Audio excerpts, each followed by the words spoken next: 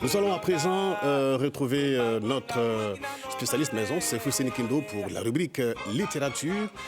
Fousseni Kindo qui a pour invité aujourd'hui Monsieur Apollin Aimé Nga Kam. Alors Fousseni, bonjour. Bonjour Eba, bonjour Mou, mesdames, messieurs, bonjour et merci de suivre cette rubrique littérature de RTB Matin. Comme Eba l'a dit, je suis avec Apollin Aimé Ngankam. Vous êtes spécialiste de marketing et vous venez de mettre votre connaissance à la disposition de la religion en nous gratifiant de cet ouvrage, le marketing chrétien fondamental. Qui se veut également un nouveau concept. Bonjour et merci de répondre à notre invitation. Donc, première question, le marketing chrétien fondamental. C'est quoi exactement? Oui, merci, M. Kindo, de m'avoir invité sur les antennes de la RTB. Le marketing chrétien fondamental, c'est quoi? Le fondamental, c'était pour signifier la base du premier ouvrage sur le marketing chrétien. Parce qu'il y a bien d'autres ouvrages dans les starting blocks qui sortiront cette année dans la même discipline. Le marketing chrétien, c'est un peu le joint venture entre le marketing classique de marketing que nous étudions dans les universités et écoles supérieures. Et maintenant, le marketing chrétien, c'était le joint venture entre le marketing classique et la théologie chrétienne, plus précisément la christologie. Donc, ayant fait un peu de théologie, il a fallu mettre les deux sciences en juxtaposition. Ça veut dire que j'ai fait 2 années de théologie à l'université et en qualité d'enseignant en marketing, j'ai mis ces deux connaissances en juxtaposition pour fonder le marketing chrétien. Et justement, vous avez bien fait de le souligner, c'est une nouvelle discipline, c'est une science, c'est un ouvrage pédagogique d'abord. Oui, ouvrage pédagogique, mais on va essayer de comprendre en français facile tout cela. Ça veut dire quoi, Monsieur Apollin? Que quelque part, Dieu ne résiste pas à l'offre du marché, c'est-à-dire l'offre et la demande. Naturellement, vous savez, pour mieux comprendre de Dieu, quand on puise un peu dans la théologie, on va comprendre que Dieu a voulu se manifester en nous. Et quand on veut se manifester à quelqu'un, ça veut dire qu'il faut des outils marketing. Monsieur Kindo, si aujourd'hui vous sortez un nouveau produit et vous voulez que les gens connaissent ce produit, il va vous falloir faire recours au marketing. Donc Dieu, dans sa grandeur, a voulu se faire, Dieu veut se révéler aux uns aux autres. Donc, il était important, indispensable, qu'on allie les outils marketing à la quête de la connaissance de Dieu. Donc, c'était indispensable. C'est un chemin oblige. Et si le marketing chrétien, M. Ngankam, marketing chrétien fondamental, s'appelait simplement du prosélytisme? Non, le prosélytisme, c'est autre chose. Le marketing chrétien, je préfère me limiter sur chrétien. Parce que lorsqu'on a joué le fondamental, je le disais au départ, le fondamental, c'était pour signifier la base du marketing chrétien, donc les fondements. Donc maintenant, si on se limite au marketing chrétien, le marketing chrétien, au fait, c'est quoi? C'est des outils et des techniques que nous devons utiliser pour mieux vendre Christ, pour mieux vendre la chrétienté.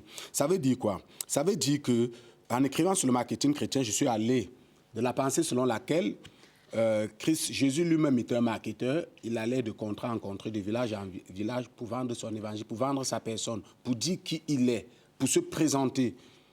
Donc, il faisait du marketing. Aujourd'hui, avec l'évolution du monde, les nouvelles technologies de l'information et de la communication, avec les médias que nous avons aujourd'hui, ça veut dire qu'on devait vendre, on devait présenter ce Christ autrement. Et c'est la raison pour laquelle il fallait que le marketing chrétien existe. Mais, M. Ngankam, les pasteurs n'ont pas attendu le marketing chrétien fondamental pour envahir les ondes des radios, des télévisions, pour présenter le produit que vous dites. Aujourd'hui, quand vous ouvrez votre poste téléviseur, vous envoyez un peu partout, plusieurs dénominations, plusieurs écoles, plusieurs façons de voir les choses. Oui, je suis d'accord avec vous, M. Kino, et je pense que c'est pas excessif. Il en faudra encore, il en faudra davantage. Lorsque vous parlez des écoles, vous parlez des dispensaires, ce sont des produits dérivés de Christ. Lorsqu'on a une école chrétienne, l'Église catholique c'est la meilleure congrégation sur le domaine. L'Église catholique a énormément d'écoles, de dispensaires, de bibliothèques, ainsi de suite. Il en faut davantage. Parce que Dieu vient, Jésus-Christ est venu pour apporter des solutions. Et ces écoles, ces dispensaires... Non, quand je parle d'école, c'est en termes de pensée, en termes de courant de pensée. Voilà, de courant de pensée. Justement, c'est vrai qu'il y a beaucoup de courants de pensée dans la religion. Moi, je ne suis pas dans la religiosité, si vous me permettez le terme. J'appartiens à Christ, je n'appartiens pas à une religion. Parce que la religion ne me sauve pas. Je crois en Christ. Et Christ est venu avec une religion. Non, non, Christ n'est pas un religieux. Ne faisons pas l'amalgame. Christ est Christ. Christ n'a pas parlé de religion. Christ n'a pas dit, voilà ma religion. Il faut qu'on s'entende là-dessus. Il faut pas... Beaucoup de gens, on a trompé les gens longtemps. Je ne veux pas m'enfermer dans le cercle religieux. Je n'entre pas dans cette boîte. Je suis chrétien. Ce n'est que des mots, monsieur Ngankam. Ce n'est pas des mots. Je suis chrétien. Ici, là, je quitterai ce plateau sans vous parler d'une religion, sans vous parler de ma congrégation, sans vous dire que j'appartiens à tel secte ou tel secte. Non, j'appartiens pas à un secte, j'appartiens à Christ. J'appartiens à Christ tout simplement. Je ne suis pas dans la religion. Je ne vends pas la religion. Moi, je vends Christ. Je m'intéresse à mon produit principal qui est Christ. Et c'est la raison pour laquelle j'ai écrit sur le marketing chrétien. Je pouvais écrire sur le marketing protestant, sur le marketing catholique, sur le marketing, je ne sais pas, islamique. Mais non, je me suis concentré sur le marketing chrétien. Donc, je me concentre sur la chrétienté. Ça veut dire quoi, M. Ngankam? En tant que science, on peut l'appliquer à l'islam aussi, on peut l'appliquer à la religion traditionnelle, on peut l'appliquer tant que la science est universelle. Oui, la science est universelle. Je vais vous dire quelque chose, M. Kindo. Vous savez, la finance islamique existe. Dans les écoles supérieures, tous ceux qui font finance, comptabilité, ils ont un module qu'on appelle la finance islamique. Tout simplement parce qu'il y a des banques islamiques. Donc, un étudiant qui fait finance, comptabilité, il a intérêt à étudier la finance islamique parce qu'on suppose que plus tard, il peut être recruté par une banque islamique. Donc, il va falloir à cet étudiant, il va lui falloir comprendre c'est quoi la finance islamique. Maintenant, revenons au marketing chrétien. Est-ce que ça peut être appliqué dans d'autres groupes spirituels? Je ne pense pas trop. Je ne pense pas trop. Pourquoi? Parce que est-ce que d'autres leaders spirituels faisaient du marketing comme Christ a fait du marketing? Parce que Christ a dit... Je suis. Il disait toujours je suis le Messie, je suis le cep de vie, je suis le chemin, la vérité et la vie. Il faisait, excusez-moi d'utiliser un peu le français de la rue, il faisait un peu sa prodada. Il faisait son marketing. C'est ça, Monsieur Kindo, je vais vous dire, je vous ai vu plusieurs fois, vous avez eu à superviser les élections, les hommes politiques dans leurs campagnes respectives, selon le scrutin. Vous voyez comment les hommes politiques se vendent. Comment tel vient dire, c'est moi qui suis tel, c'est moi qui vais changer le Burkina Faso, c'est moi qui vais changer votre région. Ça, c'est le marketing politique. Et dans tout, il y a un carnaval, il y a une stratégie qui doit être mise en place. Ça, c'est le marketing politique. Et pourquoi il est difficile de comprendre que Jésus qui disait aussi c'est moi, le Christ c'est moi, pourquoi ne pas comprendre que c'est aussi du marketing chrétien? Oui, mais vous parlez dans votre livre de le rôle du marketing chrétien dans la gestion des informations et la prise de décision marketing dans l'Église. Et vous dites que vous ne parlez pas au nom d'une religion. L'Église, c'est le corps du Christ. L'Église n'est pas une religion. Qu'on se comprenne. L'Église, je l'ai défini dans mon ouvrage à la page 5, 6, 7. Voilà, à la page 16, oui. À la page 16, j'ai défini ce que c'est que l'Église. L'Église, c'est le corps du Christ. Ça veut dire que l'ensemble des chrétiens du monde forment le corps du Christ. Les chrétiens de mon assemblée, plus l'ensemble des autres chrétiens du monde, forment le corps du Christ, forment l'Église. L'Église avec grand E. Maintenant, on a l'Église avec le petit E qui est la chapelle. Le lieu du culte. La chapelle, merci, le lieu. OK, mais ce lieu ne saurait être une religion. C'est un lieu du culte de Christ. C'est un lieu de culte pour Christ. Mais ce n'est pas une... Vous savez, les hommes ont longtemps, et même des hommes de Dieu, les hommes se sont longtemps enfermés dans le cercle, dans un vase religieux. Mais Christ n'était pas un religieux. Sinon, la religion de Christ, c'était quoi? Christ n'était pas un religieux. Christ n'était pas un religieux. Il a apporté la chrétienté. Merci. Et la chrétienté, ce n'est pas... Être chrétien, ce n'est pas une religion. Non, c'est par la suite qu'on a eu les dénominations avec Luther qui s'est détaché Naturellement. pour faire le protestantisme et puis d'autres qui ont eu D'autres courants religieux, il y a beaucoup de courants religieux qui sont venus par la suite. À partir de la chrétienté. À partir de la chrétienté, mais là, c'est ça. Qui est la fondamentale des religions. Ça, c'est les hommes. Parce que les hommes même ont déformé même le christianisme, les bases du christianisme. Quand Christ est parti, il a laissé des apôtres. Vous voyez l'Église, la première, l'Église, la naissance de l'Église dans les actes des apôtres. Ça veut dire que le mode de fonctionnement aujourd'hui, nous sommes en déphasage avec le mode de fonctionnement à l'époque. Vous comprenez, quand l'apôtre Paul est allé à Rome, c'est l'apôtre Paul qui a installé les premières églises partout en Europe.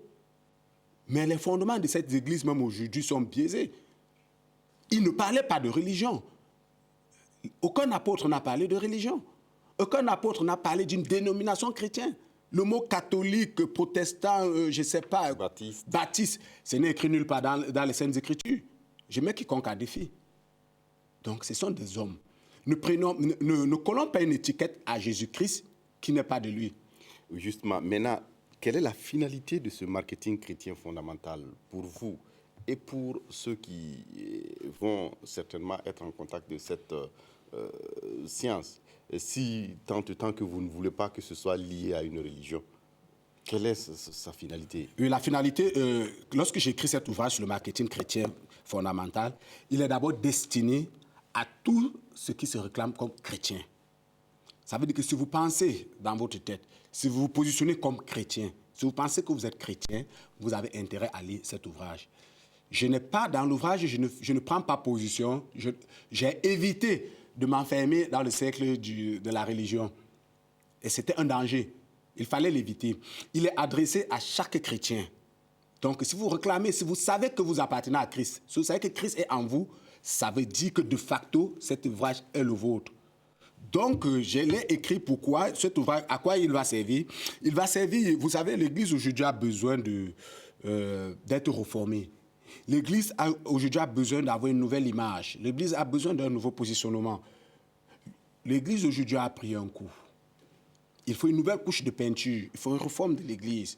C'est un appel très, très grand. Et j'invite les uns et les autres à se joindre à cet appel pour écrire davantage sur le marketing chrétien. Pourquoi? Parce que cet ouvrage va permettre à ceux qui se réclament hommes de Dieu, ça veut dire des prêtres, des pasteurs, des anciens de l'Église, des diacres et tout. Il y a des enseignements dedans qui vont démontrer, qui vont amener des uns et des autres à être plus efficaces dans la gestion de la chose de Christ, dans la gestion du ministère à Christ.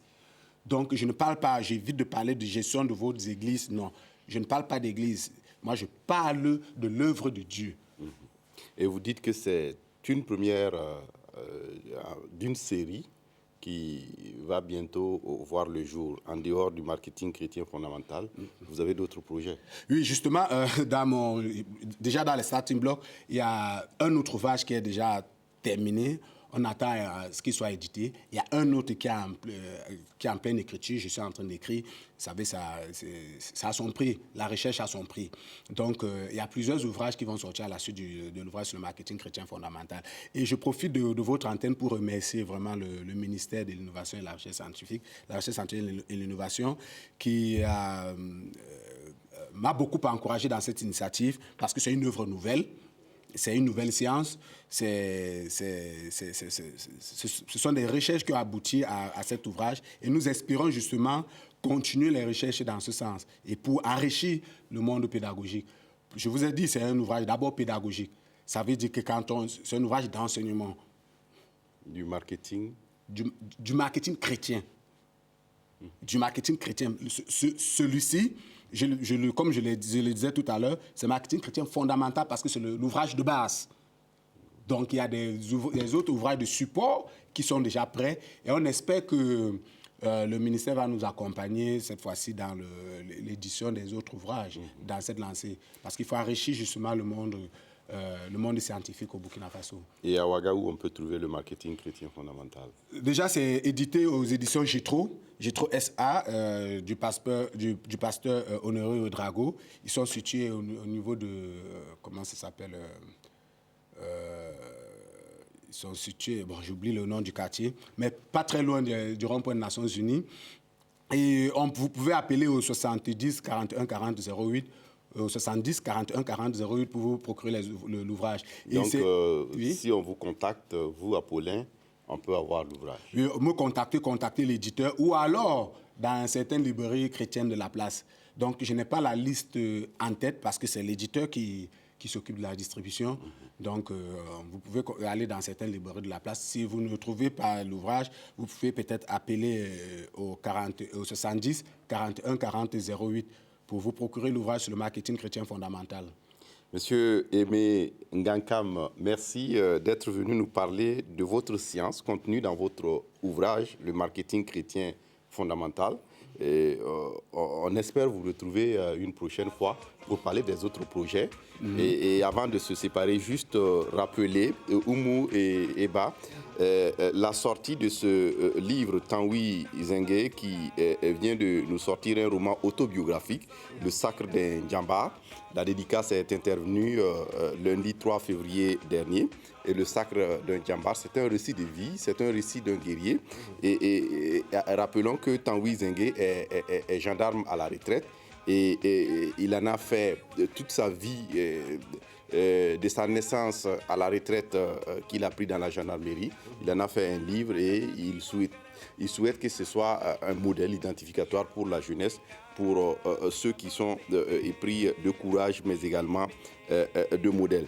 Il y a aussi cette œuvre, la géomancie et la tradithérapie pour une renaissance africaine, contribution des frères Guiré, sous la direction de Hassan Guiré, qui est également un ouvrage qui regorge de beaucoup d'astuces concernant la géomancie et la tradithérapie pour une renaissance africaine.